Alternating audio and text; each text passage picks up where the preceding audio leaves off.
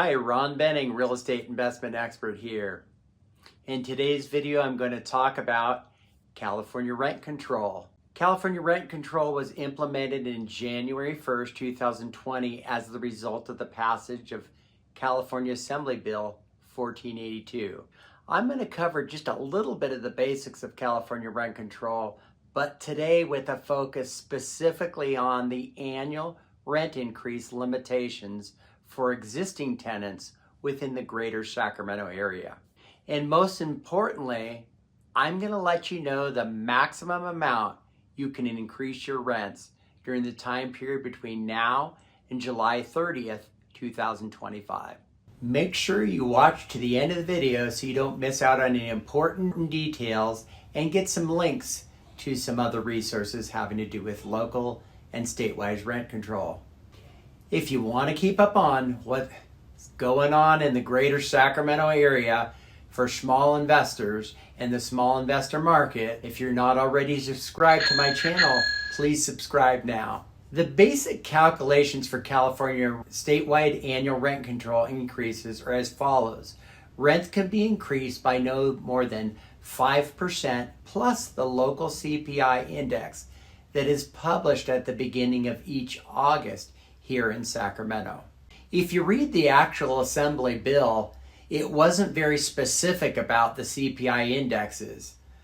I've chosen to use the index based on what SHRA, which is the Sacramento Housing and Redevelopment Agency. This is the agency administering the local government housing assistance voucher program. If you look down below in the description, you'll see that there is a link to the SHRA page where the index was published this year, just recently. So without further ado, this year's index came in at 3.8%. So we take the 3.8% CPI index and the 5%, add that together, and we come up with our 8.8% increase. Now that people are becoming aware of the limits of increasing rents after buying a property, it's never been more important when you buy to make sure you buy a property that has rents at fair market value, or it may take you years to catch up the rents to fair market value. If you're a current owner of properties that are covered under rent control, the old strategy of keeping rents well below market value could cost you anywhere from $10,000 to $100,000 in sale price when you get ready to sell. Whether you're considering buying or selling, one of the services I provide to my clients is a free rent analysis on your property each year. Feel free to reach out to me if you need a rent analysis for one of your properties. Lastly, I think it's really important for local investors to understand the actual rules of state and local rent control ordinances. Tenants have more rights now than ever before, so understanding your rights and your tenants' rights is more important than it has ever been in the past.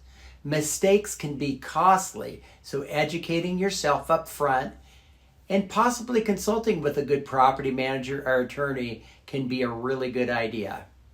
If your property is in the city of Sacramento, it falls under the Sacramento Tenant Protection Program.